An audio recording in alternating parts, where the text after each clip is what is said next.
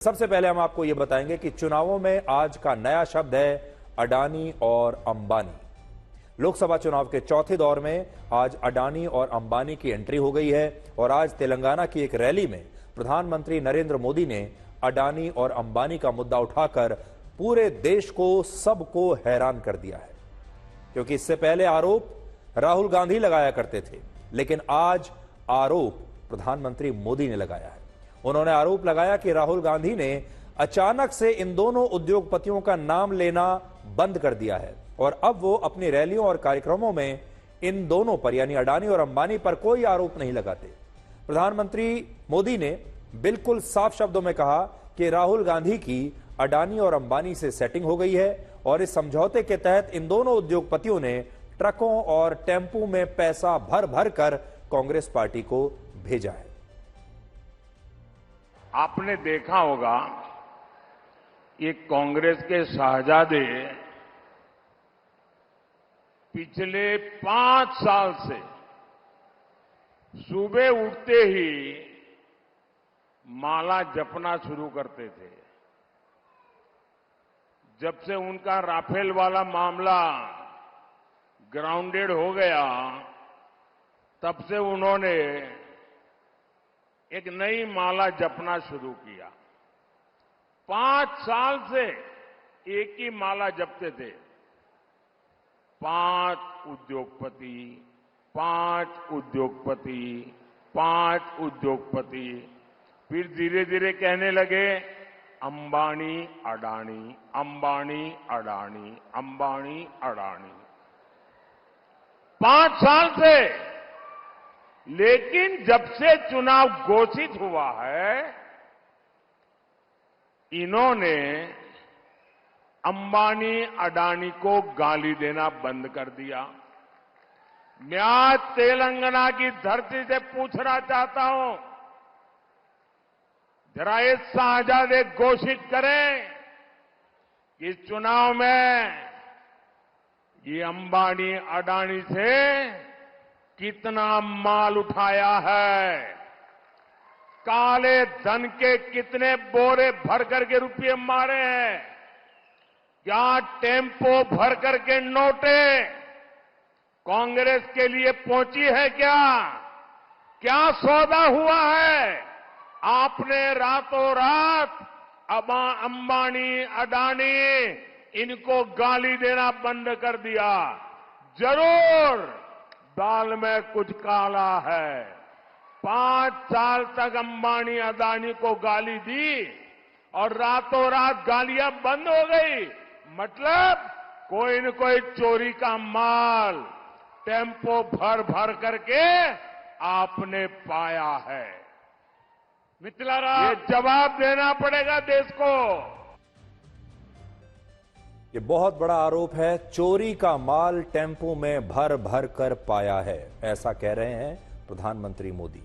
राहुल गांधी पिछले 5 वर्षों से उद्योगपति गौतम अडानी का मुद्दा उठाते चले आ रहे हैं, लेकिन प्रधानमंत्री मोदी ने कभी भी इन आरोपों के जवाब में अडानी का नाम अपनी जुबान से नहीं लिया था।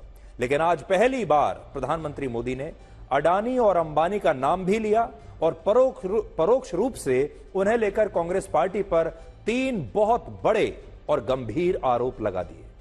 पहला आरोप यह है कि अडानी और अंबानी से राहुल गांधी की सेटिंग हो गई है। दूसरा, चोरी का पैसा टेम्पो में भर भर कर कांग्रेस पार्टी को भेजा गया है। तीसरा, यह पैसा चोरी का ही नहीं बल्कि यह काला धन है और यह चोरी और काला धन, चोरी का पैसा और काला धन टेम्पो में भरकर, बोरियों में भरकर राहुल गांधी तक पहुंचाया गया है, कांग्रेस तक पहुंचाया गया है। यह बहुत गंभीर आरोप प्रधानमंत्री मोदी ने लगाया है। प्रधानमंत्री मोदी के इन आरोपों पर लोग इसलिए भी ज्यादा हैरान हैं क्योंकि अडानी के मामले पर जब पिछले वर्ष संसद में बहस हुई थी, तब भी प्रधानमंत्री मोदी ने अडानी का नाम तक नहीं लिया था। लेकिन आज उन्होंने पूरा पासा ही पलट दिया।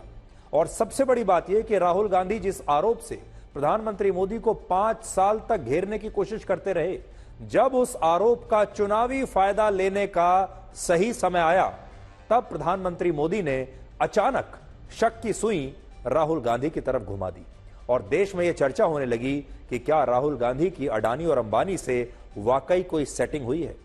हालांकि इन आरोपों पर राहुल गांधी ने भी जवाब दिया है और यह पूछा है कि क्या प्रधानमंत्री मोदी ईडी से अडानी और अंबानी की जांच कराएंगे। और राहुल गांधी ने यह भी पूछा है कि प्रधानमंत्री मोदी को यह कैसे पता कि अडानी और अंबानी टेम्पो में पैसा भरकर भेजते हैं। और प्रियंका गांधी वाड्रा जो उनकी बहन है, उन्होंने भी कहा है कि राहुल गांधी ने इस मुद्दे को बिल्कुल छोड़ा नहीं है और ना ही अडानी का नाम लेना उन्होंने बंद किया है। नमस्कार मोदी जी, थोड़ा सा घबरा गए क्या? नॉर्मली आप बंद कमरों में अदानी जी अंबानी जी की बात करते हो, पहली बार आपने पब्लिक में अदानी अदानी अंबानी बोला। और आपको यह भी मालूम कि ये टेम्पो में पैसा देते हैं। क्या ये आपका पर्सनल एक्सपीरियंस है क्या? एक काम कीजिए, सीबीआई को इनके पास भेजिए ना, पूरी जानकारी करिए, इंक्वायरी कराइए, जल्दी से जल्दी कराइए, घबराइए मत मोदी जी। और मैं देश को फिर से दोहरा के कह रहा हूं, जितना पैसा नरेंद्र मोदी जी ने इनको दिया है ना, उतना ही पैसा हम हिंदुस्तान के गरीब लोगों को देने जा रहे हैं। महालक्ष्मी योजना, पहली नौकरी पक्की योजना, इन योजनाओं के माध्यम से करोड़ों लाखपति बनाएंगे हम। इन्होंने 22 इसका मतलब कुछ भी हो सकता है। दूसरी तरफ कांग्रेस ने पिछली बार जो 4 सीटें जीती थी, उनमें से 2 सीटों पर पहले से कम मतदान हुआ और 2 सीटों पर ज्यादा मतदान हुआ। और कांग्रेस के मामले में यह स्थिति 50-50% की है, आधी सीट पर इधर, आधी सीट पर उधर।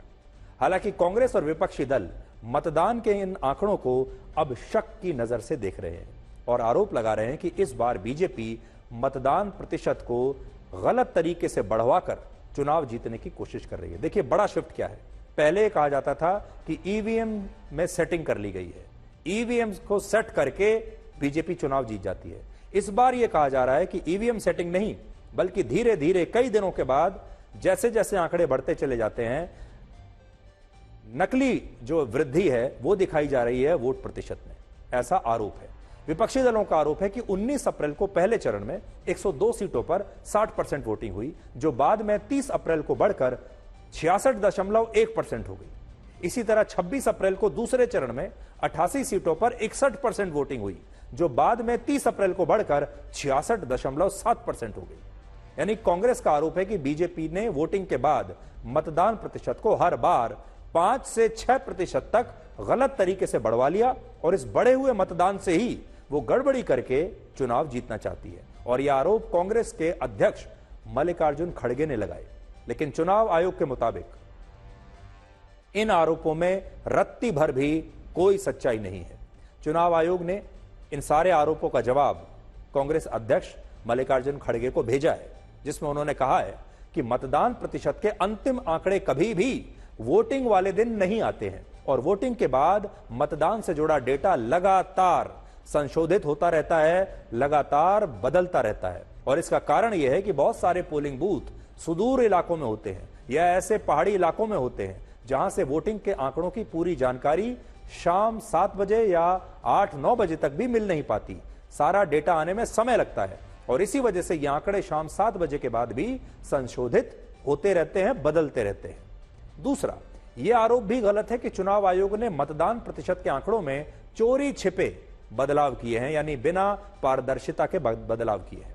चुनाव आयोग का एक मोबाइल ऐप है जिसे वोटर टर्नआउट कहते हैं। अगर आप चाहें तो आप भी इसे डाउनलोड कर सकते हैं और इस ऐप पर कोई भी पार्टी, कोई भी उम्मीदवार, कोई भी कार्यकर्ता और आम जनता भी यह देख सकती है कि सुबह 9 बजे से शाम 7 बजे तक कितना मतदान हुआ है और शाम 7 बजे के बाद भी मतदान प्रतिशत में कितना बदलाव आया है। और ये जो वोटर टर्नआउट नाम का जो ऐप है, ये लगातार बदलता रहता है और इसमें जो रियल टाइम फिगर्स हैं, आंकड़े हैं, वो आते रहते हैं, इसलिए लगातार इसमें संशोधन होता रहता है। तीसरा, किस पोलिंग बूथ पर कितना मतदान हुआ, इसके लिए एक फॉर्म आता है जिसे 17C फॉर्म कहते हैं। इस फॉर्म पर पोलिंग बूथ के प्रिजाइडिंग ऑफिसर के साथ उन पोलिंग एजेंट्स के भी हस्ताक्षर होते हैं जो अलग अलग राजनीतिक पार्टियों के उम्मीदवारों की तरफ से पोलिंग बूथ पर बैठे होते हैं। और इसीलिए आप खुद सोचिए, अगर राजनीतिक पार्टियों के पोलिंग एजेंट्स ने ही इस फॉर्म पर खुद हस्ताक्षर किए हैं और इसके बाद मतदान प्रतिशत के आंकड़े तब आए हैं, तो इसमें फिर धांधली कैसे हो सकती है। चौथा जवाब चुनाव आयोग का यह है कि कि विपक्ष का यह दावा भी गलत है कि पहले चरण की वोटिंग के बाद 19 अप्रैल को शाम 7 बजे तक 60% मतदान हुआ। सच्चाई यह है कि उस दिन शाम 7 बजे तक 62.87% वोटिंग हुई थी और बाद में यही डेटा संशोधित होने के बाद 66.1% तक पहुंचा।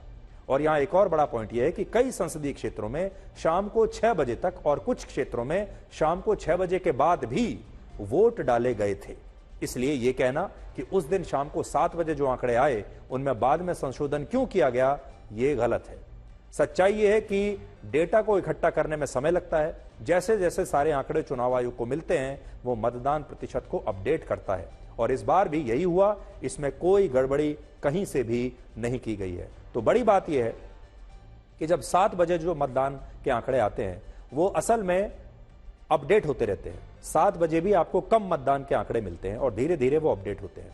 उसमें जिन क्षेत्रों में देर तक वोटिंग हुई है इसलिए उनका डेटा देर से आता है और कुछ ऐसे क्षेत्र होते हैं जो बहुत दूर दराज के क्षेत्र हैं, वहां से भी डेटा आने में देरी होती है। और मैं आपको बताता हूं, जिस ऐप की हम बात कर रहे हैं ये ऐप मेरे पास भी है, मैंने अपने मोबाइल फोन में इसे डाउनलोड करके रखा है और मैं कई बार जब आपको भी अपने दर्शकों को भी ये बताता हूं या कभी मैं ट्वीट भी करता हूं तो इसी ऐप को देखकर मैं ट्वीट करता हूं और इसमें रियल टाइम में लेटेस्ट डेटा वोटर टर्नआउट का आता रहता है।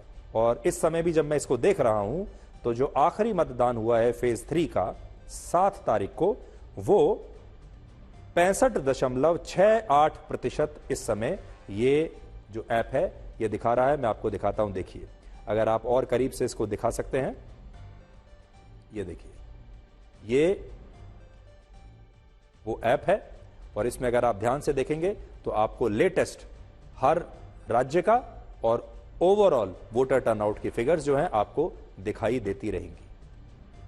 तो हम आपको ये कहना चाहेंगे देश के लोगों को भी कि इलेक्शन कमीशन का जो ये ऐप है इसका नाम है टर्न आउट ऐप। आप भी इसे अपने फोन में डाउनलोड कर लीजिए और आप भी दिन भर जब भी वोटिंग होगी आप भी लगातार लेटेस्ट आंकड़े वोटिंग के इस ऐप में देख सकते हैं। तो इसमें कोई भी ऊपर नीचे करने की जो संभावना है या आशंका है वो नहीं है। अब हम आपको यह बताएंगे कि कोविशील्ड वैक्सीन का फॉर्मूला तैयार करने वाली एस्ट्राजेनेका कंपनी दुनिया भर के बाजारों से अपनी कोविड वैक्सीन को वापस क्यों ले रही है। तो पहली बात तो यह खबर उन लोगों को ध्यान से सुननी चाहिए जिन्होंने कोविशील्ड लगवाई थी। अगर आपने कोविशील्ड लगवाई है तो अब जो मैं कहने जा रहा हूं यह बात ध्यान से सुनिएगा। और अब हम आपको यह बताएंगे कि एस्ट्राजेनेका जो इस वैक्सीन को दुनिया भर के बाजारों से वापस ले रही है, क्या इसका कोई कनेक्शन इस वैक्सीन के साइड इफेक्ट से भी हो सकता है। एस्ट्राजेनेका ने बताया है कि उसने 5 मार्च को अपनी कोविड वैक्सीन वापस लेने के लिए आवेदन किया था जो इसी महीने की 7 तारीख से प्रभावी हो गया है, लेकिन यह आवेदन उन्होंने मार्च में किया था। इस फैसले के तहत यूरोपीय यूनियन के देशों में इस कंपनी की जितनी भी वैक्सीन उपलब्ध थीं उन्हें कंपनी द्वारा वापस लिया जाएगा और अब एस्ट्राजेनेका अपनी कोविड वैक्सीन का न तो उत्पादन करेगी और न ही दुनिया के किसी भी देश को इस वैक्सीन की इसके बाद सप्लाई की जाएगी। तो बड़ी खबर क्या है, एस्ट्राजेनेका अब अपनी कोविड वैक्सीन का उत्पादन निर्माण बंद कर रही है। अब वो ये वैक्सीन नहीं बनाएगी। इस कंपनी ने यह फैसला ऐसे समय में लिया है जब हाल ही में उसने ब्रिटेन की एक अदालत में यह स्वीकार किया था कि उसकी कोविड वैक्सीन से कुछ दुर्लभ मामलों में साइड इफेक्ट्स हो सकते हैं, जैसे ब्लड क्लॉटिंग हो सकती है और इसकी वजह से हार्ट अटैक और ब्रेन स्ट्रोक भी आ सकता है। इस खबर की सबसे ज्यादा चर्चा हमारे देश भारत में हो रही है। उसके 2 कारण हैं। एक, बड़ी संख्या में लोगों ने कोविशील्ड लगवाई थी। दूसरा, इस समय हमारे यहां चुनाव चल रहे हैं और कई लोगों का यह भी कहना है कि कोविशील्ड वैक्सीन से पश्चिमी देशों में लोग हार्ट अटैक और ब्रेन स्ट्रोक से अपनी जान गंवा रहे हैं और इसी वजह से इस कंपनी ने अपनी कोविड वैक्सीन को वापस लेने का फैसला किया है। अब क्या सही है? क्या यह साइड इफेक्ट्स की वजह से किया गया है? क्या यह इसलिए किया गया है कि बहुत सारे देशों में हार्ट अटैक्स की वजह से लोग मर रहे थे और वो इस वैक्सीन का साइड इफेक्ट था? आपने देखा होगा इस तरह के वीडियोस हमारे देश में भी लगातार बहुत चल रहे हैं कि लोगों को अचानक कोई जिम में है, कोई गाड़ी चला रहा है, कोई खड़ा हुआ है, कोई डांस कर रहा है और अचानक लोगों को हार्ट अटैक आता है, ब्रेन स्ट्रोक होता है और उनकी जान चली जाती है। क्या यह कारण है कि एस्ट्राजेनेका ने अपनी इस दवाई को, अब अपनी वैक्सीन को हमेशा के लिए बंद कर दिया है और सारे बाजारों से वापस ले लिया है? यही दावा दिल्ली के स्वास्थ्य मंत्री सौरभ भारद्वाज ने भी किया है। लेकिन देखिए, हमारे देश में तो इस पर राजनीति हो रही है, पहले दिन से राजनीति हो रही है। सच्चाई है कि इस फैसले का इस वैक्सीन के साइड इफेक्ट से कोई लेना देना नहीं है और इसीलिए आज हम आपको सही जानकारी देना चाहते हैं। एस्ट्राजेनेका कंपनी सिर्फ इस वजह से अपनी कोविड वैक्सीन को बाजार से वापस ले रही है क्योंकि यह वैक्सीन अब नए वेरिएंट्स के हिसाब से अपडेटेड नहीं हुई है।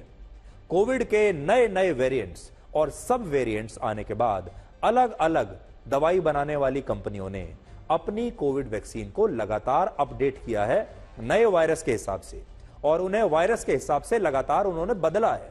लेकिन एस्ट्राजेनेका ने अपनी वैक्सीन को अपडेट नहीं किया था, जिसकी वजह से उसने अपनी पुरानी वैक्सीन की खेप को बाजार से वापस लेने का फैसला किया है। तो आप समझ गए, जो बाकी के जो कंपनियां हैं जैसे फाइजर है या दूसरी जो कंपनियां हैं, उन्होंने नए नए वेरिएंट्स के हिसाब से लगातार अपनी वैक्सीन में बदलाव किए, उन्हें अपडेट किया ताकि उनका असर नए वेरिएंट्स पर भी उतना ही रहे जितना पुराने पर था। लेकिन एस्ट्राजेनेका ने अपनी वैक्सीन में बदलाव नहीं किया और उसका एक मतलब यह हो सकता है कि इस वैक्सीन का असर नए वेरिएंट्स पर उतना ना हो जितना कि पहले होता था। इसके अलावा एस्ट्राजेनेका वैक्सीन कोविशील्ड वैक्सीन का ही एक बदला हुआ नाम है और पिछले 2 वर्षों में भारत सरकार ने एक भी नई कोविशील्ड वैक्सीन नहीं खरीदी है और ना ही भारत सरकार ने इस वैक्सीन को खरीदने के लिए कोई नया ऑर्डर दिया है। तो एक और आपको जानकारी होनी चाहिए कि 2 साल में भारत सरकार ने कोई कोविशील्ड वैक्सीन खरीदी ही नहीं है। और जो लोग ये कह रहे हैं कि कोविशील्ड वैक्सीन का फॉर्मूला बनाने वाली कंपनी ने यह मान लिया है कि इसे लगवाने से हार्ट अटैक और ब्रेन स्ट्रोक्स आ सकते हैं, वो लोग भी असल में गलत और आधी अधूरी जानकारी फैला रहे हैं। कोविशील्ड वैक्सीन से सिर्फ दुर्लभ मामलों में ही ब्लड क्लॉटिंग का साइड इफेक्ट होता है और भारत में कोविशील्ड के जो 175 करोड़ टीके लगाए गए, उनमें सिर्फ 155 यानी 0.00001% लोगों पर ही इस वैक्सीन का साइड इफेक्ट हुआ है और दुर्लभ मामलों में साइड इफेक्ट की यह दर बुखार में खाई जाने वाली पैरासीटामोल टैबलेट के साइड इफेक्ट की दर से भी कम है। अब मैं एक तुलना करता हूं कोविशील्ड और पैरासीटामोल के बीच। पैरासीटामोल तो वो दवाई है जो आप अक्सर खाते रहते हैं, पीसीएम जिसे आप कहते हैं, और बुखार में आप अक्सर इस दवाई को खाते हैं। पैरासीटामोल दवाई खाने वाले 0.0001% लोगों पर इसका साइड इफेक्ट देखा जाता है, जबकि कोविशील्ड लगवाने वाले 0.00001% लोगों पर इसका साइड इफेक्ट होता है। यानी कोविशील्ड जो है वो पैरासीटामोल से भी ज्यादा सेफ है।